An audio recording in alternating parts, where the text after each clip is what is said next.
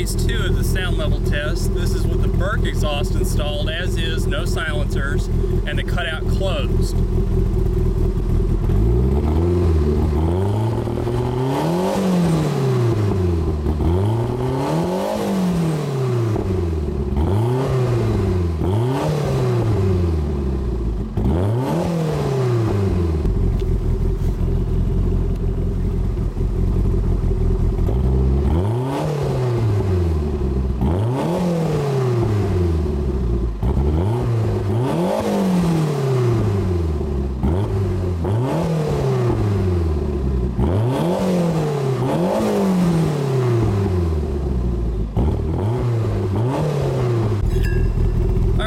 For phase 3 of the test, I have a standard eBay 4-inch silencer.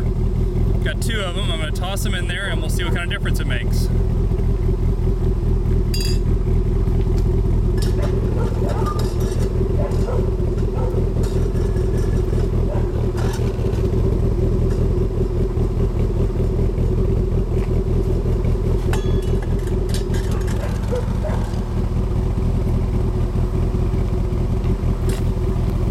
As you can see, it greatly quiets it down.